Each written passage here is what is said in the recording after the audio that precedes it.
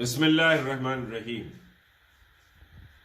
جیسا کہ آپ جانتے ہیں کہ 24 یعنی کل بروز اتوار 2 بجے دن سیکریٹریٹ مساجد کی زمین پر سجدہ کرنے کا کال جوائنٹ ایکشن کمیٹی نے دیا ہے، اور اس کال پر ساری ریاست تلنگانہ میں اور بالخصوص شہر حیدرآباد میں نوجوانوں، بوڑھوں اور سمجھیے کہ سبھی واک آف لائف کے افراد مسلمانوں میں جوش و خروش پایا جاتا ہے۔ جو اطلاعات آپ کو اس پریس کانفرنس سے پہلے سمجھیے کہ ملی، اور بہت سے لوگوں نے جو بات کہی ہے میرے سامنے کہ عوام میں بڑا جوش و خروش ہے، صبح سے بلکہ کل سے مختلف سمجھیے کہ علاقوں سے اور حتیٰ کہ بیرون حیدرآباد میں رہنے والے حیدرآبادیوں کی جانب سے کالز آ رہے ہیں، اور ریاست کے مختلف اضلاع سے بھی کالز آ رہے ہیں کہ ہم کو کیسے پہنچنا ہے، کس طرح سے سمجھیے کہ نماز ادا کی جائے گی۔ یہ ساری تفصیلات لوگ پوچھ رہے ہیں۔ یہ اللہ کا کرم ہے کہ جوائنٹ ایکشن کمیٹی نے پورے سمجھیے صدق دل سے، اخلاص اور للہیت کے جذبے کے تحت کل کی کال دی تھی، کیونکہ گزشتہ 4 ماہ گزر چکے ہیں۔ ہم انتظار کر رہے تھے کہ چیف منسٹر صاحب سنگ بنیاد رکھ دیں گے اور ان مساجد کی زمین پر نماز پابندی سے شروع ہو جائے گی۔ نماز کا رک جانا بہت بڑا ظلم ہے، اور اللہ کے ہاں سمجھیے کہ گناہ گار ہوں گے ہم، اور اللہ کے ہاں جواب دہی کے تصور سے ہم یہ کال دیے ہیں۔ اس میں نہ کوئی سیاست ہے، نہ سمجھیے کہ کسی کو نیچے گرانا مقصود ہے، نہ کسی کو کمزور کرنا مقصود ہے۔ کچھ احمق سمجھ رہے ہیں کہ فلاں سمجھیے نیچے گر جائے گا، فلاں کو بڑی تکلیف ہو رہی ہے، فلاں کو مروڑ ہو رہی ہے، اس سے ہم کو کوئی پرواہ نہیں ہے۔ ہم کو اللہ کے پاس جواب دینے سے مطلب ہے، اور اللہ رب العزت اس سمجھیے کہ نماز کی کال کو اپنے فضل اور کرم سے کامیاب کرے گا، اور ہمیں قوی توقع ہے کہ بڑی تعداد میں لوگ جمع ہوں گے۔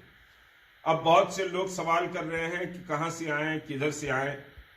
تو سوال یہ ہے کہ آپ جن علاقوں سے آ رہے ہیں، سیکریٹریٹ بہت بڑا ہے، پورے سیکریٹریٹ کے اطراف آپ سمجھیے کہ سیکریٹریٹ کو گھیر لیجئے۔ یقینی طور پر ہماری بہادر سمجھیے کہ ایڈمنسٹریشن اور پولیس ہم کو امید ہے کہ تعاون کرے گی۔ اگر پولیس روکتی ہے تو آپ خاموشی سے مت ٹھہر جائیں، اور میں پولیس اتھارٹیز سے بھی کہہ رہا ہوں، ایک ڈنڈا بھی چلے گا یا کوئی بھی سمجھیے کہ پولیس تشدد میں آنے کے راہ فراہم کرے گی تو اس کی ذمہ دار جوائنٹ ایکشن کمیٹی نہیں ہوگی۔ ہم نماز پڑھنے آ رہے ہیں، اور نمازی پرامن رہتے ہیں۔ اللہ کا ذکر، اللہ کا کلمہ اور درود پاک پڑھتے ہوئے آپ آئیں گے، اور سارا مجمع بھی سمجھے کہ کلمہ اور درود پاک پڑھتے ہوئے آئے گا، اور کوئی تشدد کی نیت سے نہیں آ رہا ہے۔ اللہ کی زمین پر سجدوں سے اس کو سجانے کے لیے آ رہا ہے۔ تشدد یا لا اینڈ آرڈر کا مسئلہ پیدا کرنا خطاً ہمارا مقصد نہیں ہے۔ ہم اپنے حق اور انصاف کے لیے آ رہے ہیں، اس میں کسی کو تکلیف نہیں ہونی چاہیے۔ ایڈمنسٹریشن سے میری مؤدبانہ درخواست ہے کہ وہ تعاون کریں۔ اب آپ سے میری یہ درخواست ہے کہ آپ سمجھیے کہ جمع ہوں، اور آپ کو بڑا تفریقات، 2 بڑے تفریقات سیکریٹریٹ کے سامنے آگے پیچھے ملتے ہیں، ان تفریقاؤں پر آپ بیٹھیں، پرامن انداز سے بیٹھیں، جلد سے جلد وہاں پہنچ جائیں۔ ایسا نہیں کہ ہلو آپ 2 بجے گھر سے نکلیں گے، 2 بجے سے پہلے آپ کو سیکریٹریٹ کے احاطے کے قریب پہنچ جانا ہے، 2 بجے سے پہلے۔ اور کوئی ہلڑ بازی، کوئی نعرے بازی یا کسی بھی مذہب کے خلاف یا کسی کے خلاف کوئی نعرے بازی نہیں ہوگی۔ آپ کی زبانوں سے لا الہ الا اللہ محمد رسول اللہ بلند ہوگا، آپ کی زبانوں سے نعرہ تکبیر بلند ہوگا، آپ کی زبانوں سے سمجھیے کہ درود پاک کے نذرانے سمجھیے کہ نکلیں گے۔ اس سے ہٹ کر کوئی نعرہ آپ کو لگانا نہیں ہے کہ مٹی میں مل جائے گا، ہم آ جائیں گے، تو آ جائے گا، یہ نعرے آپ کو لگانا نہیں ہے۔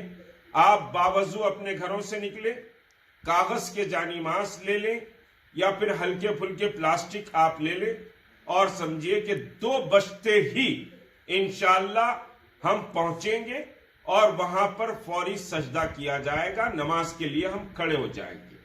کوئی طاقت ہم کو سیکریٹریٹ تک پہنچنے کے لیے نہیں روک سکے گی انشاءاللہ۔ اللہ کی مدد اور اللہ کی نصرت ہمارے ساتھ ہے۔ آپ کو ڈرنے، گھبرانے، خوف زدہ ہونے یا وسوسوں کا شکار ہونے کی ضرورت نہیں۔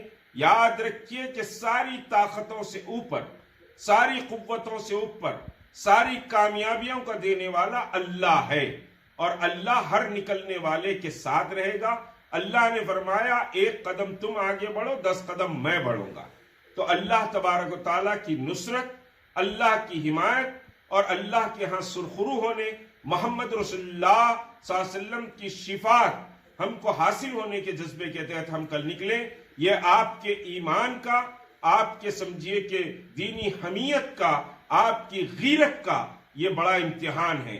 لوگ سمجھیے کہ 2-2 لاکھ والنٹیئرز آج رام جنم بھومی کا چندہ جمع کرنے ریاست میں ٹکڑیوں کی شکل میں اور بھگوا جھنڈے لے کر نکل رہے ہیں، تو مسلمان نماز کے لیے نہ نکلے یہ ممکن نہیں ہے۔